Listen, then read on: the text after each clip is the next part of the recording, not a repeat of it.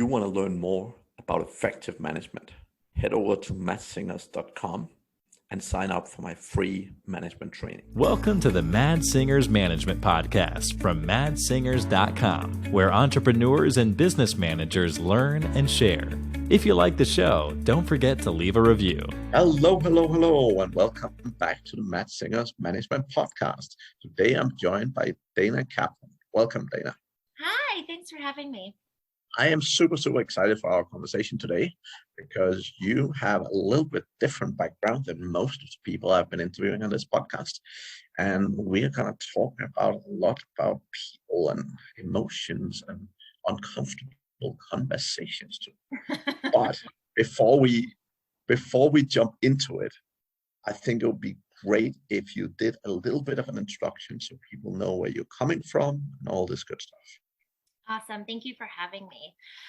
So a little background on my end. I am a retired educator. I started teaching in Atlanta, Georgia, and started multiple programs, then moved to New York City, continued following my dream of teaching the most at-risk kids in America, and discovered that so much more must be done around emotional intelligence. And the concept of bringing diversity, equity, inclusion, access, and belonging in action into all spaces for children, families, and communities at large. And through that process, I discovered that it doesn't matter what the curriculum is. It doesn't matter what the assignments are. If we don't have a strong sense of self and believe in who we are as an individual, like being our own individual hero, we can never go out into the world and be the warriors and leaders and conscious humans that we want to be. So it led me to developing Empathetic Education with Dana, and it stands for DEED because we're always doing deeds in the world. And that's where I'm at today. And I get to meet amazing people like you discussing how to create cultures that are filled with compassion and curiosity and courage, because ultimately at the end of the day, we want to all be able to come into a space and have our voices heard. We want to listen to learn and to build a space where everyone is really feeling a strong sense of belonging. So excellent. That makes sense. And I feel emotional intelligence is definitely a super interesting topic, right? And I think when you look at many leaders, especially, I think it's often that you see people that are not just struggling with emotional intelligence, but generally for me, it's very much about understanding yourself as well. yes, As much as actually understanding the emotional state of the people around you. But I'd love to know a little bit more about that. Like, so what do you normally do? What are the type of things you go through with people and so on? So when we as humans, we have, we're familiar with our emotions, meaning like angry, sad, disappointed, happy, joy. But what we don't necessarily pay attention to is where did we create the meaning behind our emotion? So when people say, Dana, why did you become an educator? It's more than me wanting the summers and spring break. It was, I want to make sure that children learn how they learn, so that when they get into the boardroom, they've already played so much in the playground, in the playroom, that they don't have the problems that we're having today in the boardroom, right? And it all starts with making sure that, hold on a second, I'm angry right now. What am I really angry at? Am I angry with the fact that my boss isn't listening to me? Or am I angry because this situation reminds me of when I was 5 and I wasn't listened to? And then somebody else pushes another button, and that reminds me of when I was 7 and somebody screamed at me. So now I'm angry and I'm scared. And so we have all of these different emotions being revved up as adults, and we don't know where they're necessarily coming from. And so when I talk about, something that's happening at 5 or 6, I'm not asking anyone to relive what happened then. I'm not asking anyone to put a blame, shame, or guilt on what happened. It gives you some reference point of, oh, now I know why screaming bothers me, because my dad screamed all the time. This is not going to be a great way for me to communicate with other people. Why do I not like hearing why is it so hard for me to have very long conversations with other people? Because when I tried to use my voice, it was never heard. So I just sat there in silence for so long, right? So what we're doing is, when it comes down to emotional intelligence, it's where am I emotionally? And in this current space right now, in this moment, where am I emotionally? What is allowing me to be present and use my voice? And what is preventing me and pulling me backwards? And a lot of times we use the real high language, around emotional intelligence or social emotional learning, or any other acronym that comes out. But the reality is that it really comes down to knowing who you are as a human, and then knowing who you are in a big space, right? Knowing how much you can honor, how much energy you can put into a space, what is going to wear you out, what is your spectrum of playing around, right? And it's really, again, that rich self-awareness allows you to be the rich leader, the rich participant, the active listener, and all of the different components that it takes to build a community. Interesting. Yeah, I've always been keen on understanding self, because I think that's how you get the most out of yourself and live your best life. But I've never thought of it from this emotional perspective. For me, it's always been more to understand your strengths and weaknesses, and understand where you have the most value to add, and so on. But I like this point of view you have from an emotional standpoint. So what's the best way for people to get started with this stuff? Like, if they're sitting listening here and they're like, wow, I want to understand more, like how do you get started? So that's a great question. I would actually circle it back to the concept of strengths and weaknesses. So I actually see it as, what can I bring to the table to elevate our table? And what am I going to sit at the table to learn? So I don't see it as a weakness, right?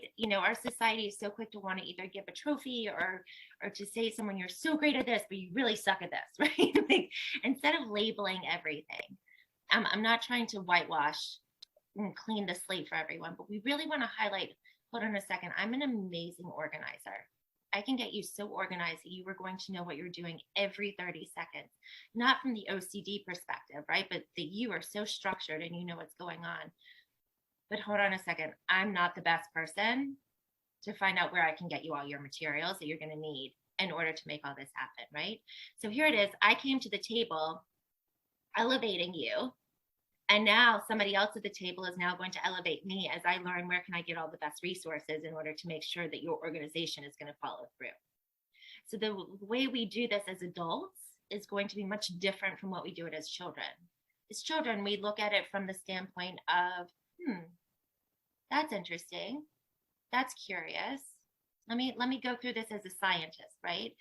And I use this phrase with all humans. It doesn't matter if you're 2 or up to triple digits in your age on the earth. If we can walk into spaces with curiosity, we are open to learning. We're open to strengthening what is already amazing within us. And we're also willing to look at, how can I shift and what do I need to shift in order to strengthen the area that is not as strong or not even open, easily dormant, right, inside of me. So living through the lens of curiosity, right? Living through the lens as a scientist, like, I'm looking to discover, I'm looking to understand what it is that you're doing so that I can either learn from you, we can partner together, that we can we can intertwine our thinking and elevate one another together, or let me teach you something, right? It doesn't have to be it's all these different containers that we get to work in together. But it really starts with making sure you are so clear on what awesome attributes you have and that you're bringing to the table.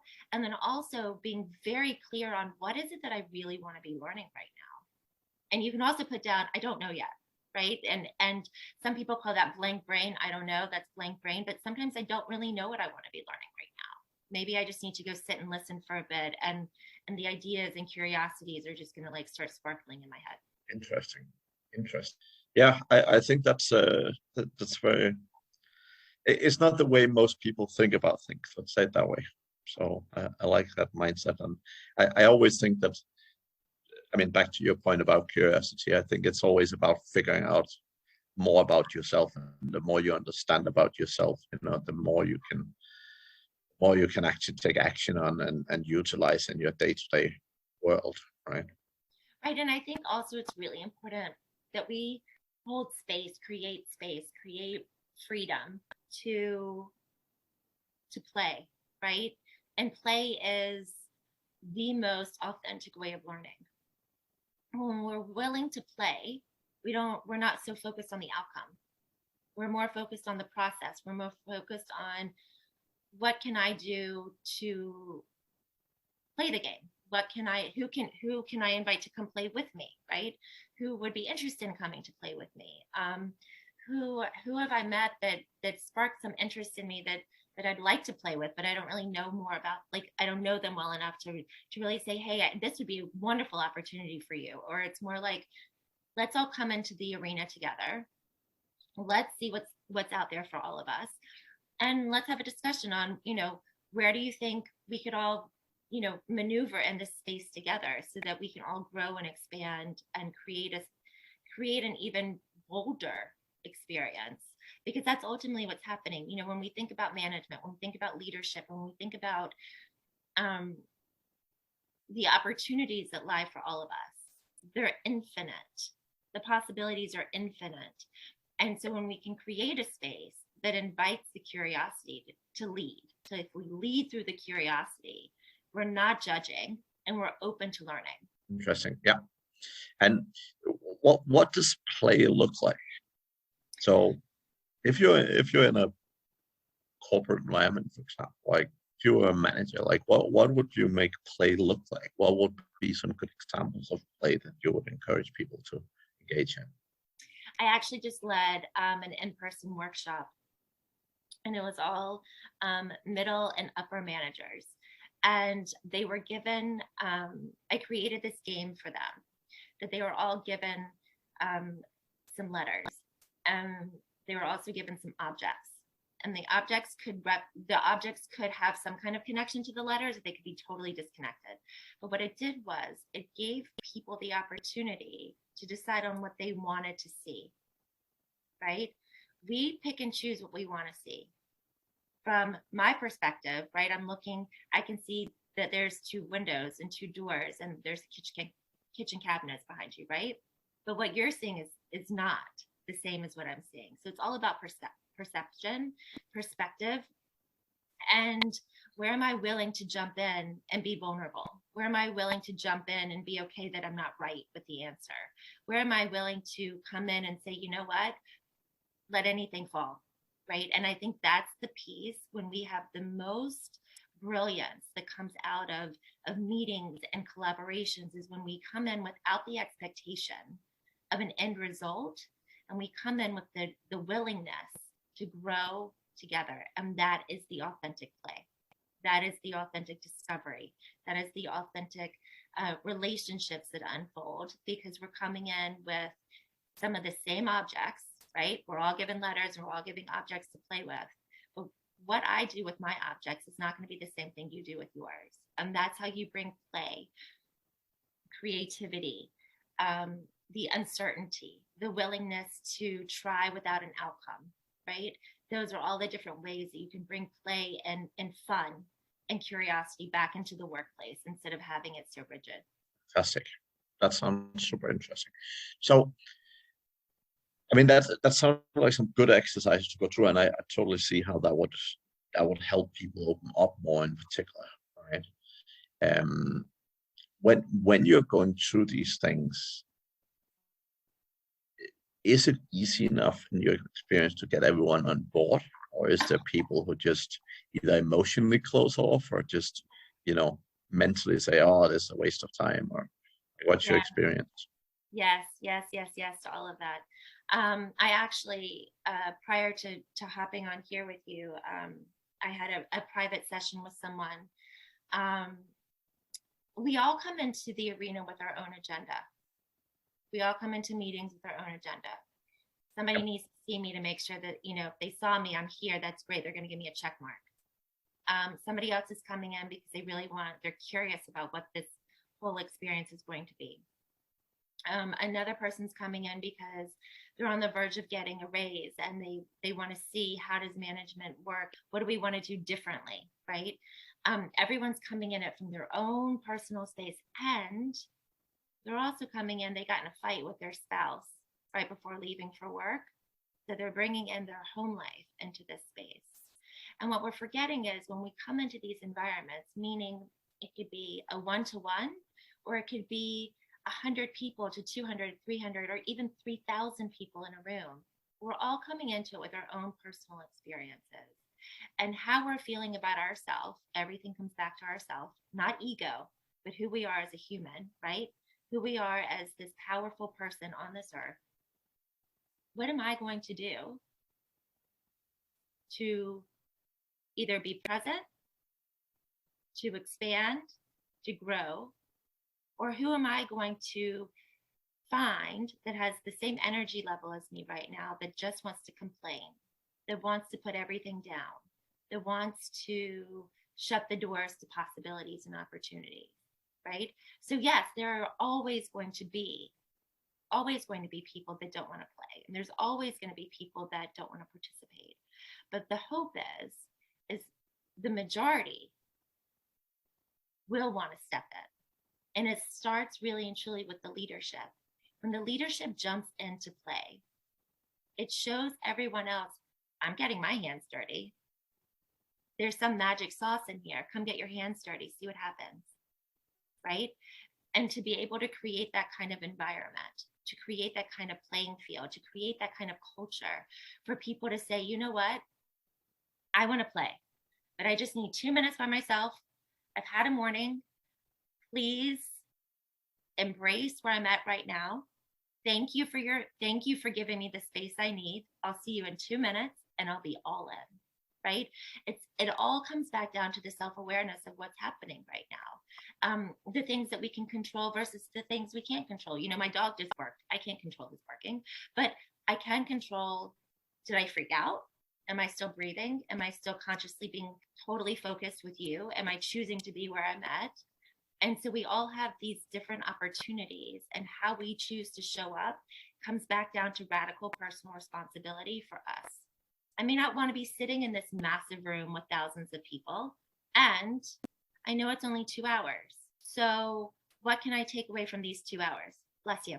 What can I take away from these 2 hours that are going to elevate me, that are going to introduce me to a person that I've never seen before, that because I looked over to my left, I see my old elementary school friend that I haven't seen in 20 years, right? When we walk into a space with our mind open for all the possibilities coming without expectations, the infinite can happen. Yep, that makes a lot of sense. And I mean, just before we kicked off, we touched on a very interesting topic that I am definitely super interested in myself as well. So in terms of having uncomfortable conversations, or in terms of having conversations that for most humans are potentially difficult to have. I've worked with a lot of leaders that are, you know, by nature quite reserved, and they often struggle to give feedback when people aren't performing well. They often struggle to have some of those difficult conversations. So I'd love to turn the focus over on that for a little while. So what's your experience with uncomfortable conversation? How do you guide people through having those?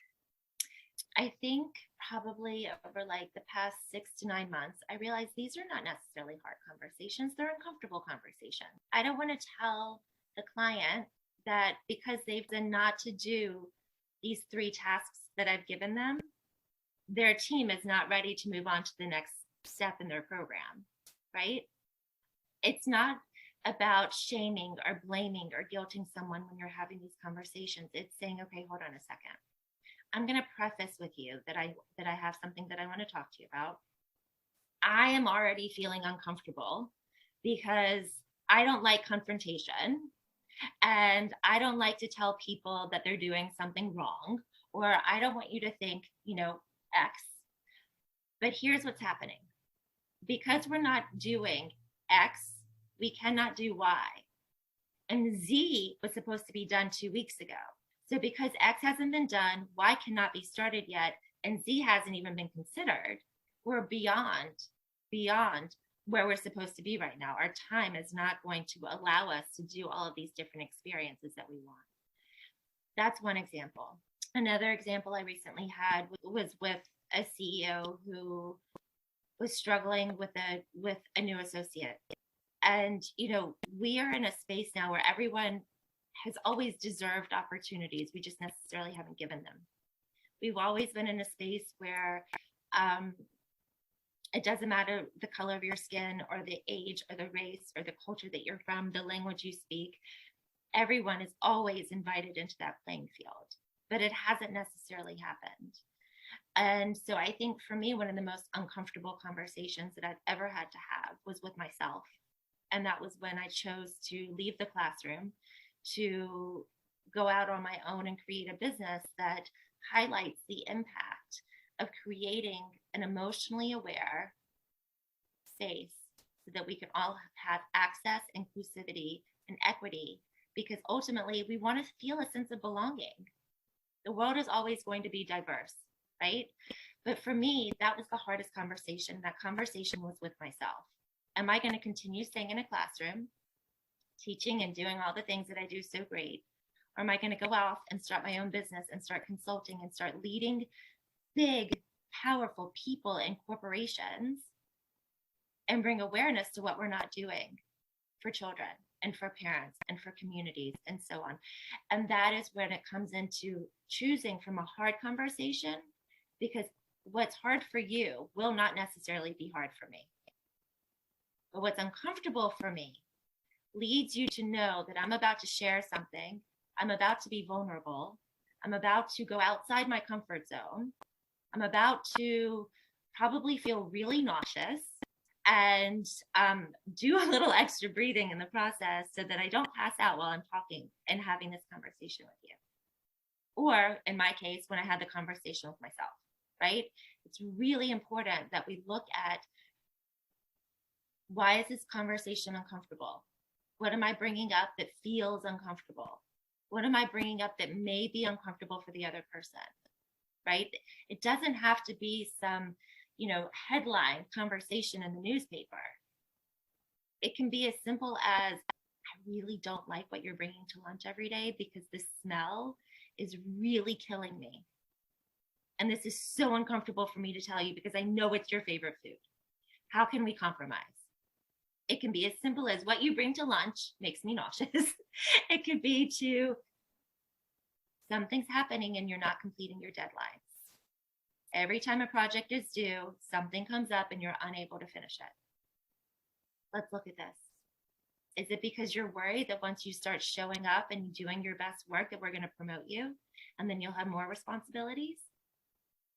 How does that feel in your body? More responsibilities, right? So the conversation of uncomfortable, the concept of uncomfortable conversations is so broad and lends itself to so many different arenas and opportunities for all parties to learn and grow.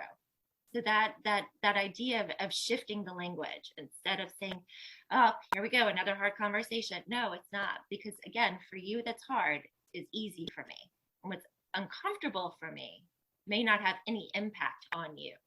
That makes sense. I mean, so if we take some particular examples, right? So I have a lot of leaders that are naturally very reserved as individuals. And typically what happens is that when they're dealing with more assertive people in particular, like they're generally often not afraid, but they're uncomfortable with confrontation. And particularly when they're dealing with people who are very assertive, they are very, I would even go to the word afraid of walking into those conversations in the first place. And it's probably one of the biggest development points that a lot of these very reserved people have, in my experience. So what's a way for them? I mean, definitely thinking through it. And I mean, I always try and ask them to, like, what's the worst case? What's the worst that can happen? What are, if the person really freaks out or whatever, like what's the worst that can happen? And a lot of the time, that's not as bad as people imagine, right? So that's one way I've used personally to try and help people go around it. But reality is there's some people that are so afraid of the confrontation, or they're even just afraid of someone raising their voice to them. It makes them feel very uncomfortable, right? So what is a workable way in your experience to try and improve that, as make it feel less uncomfortable for the person? I love your question. It's absolutely brilliant, and you are right. Some of the most profound leaders I've met are introverts, which for many it's shocking because you have to lead, you have to use your voice, you have to be a person and standing with stature and confidence. But just because you're an introvert, meaning you're not interested in, or that your energy bandwidth is not allowing you to be around a lot of people at one time. The leader actually gets to start off with, these are a few points that I want to talk to you about. I love that you're doing X. I love that you're doing Y. We're not getting to Z because, and you have your facts.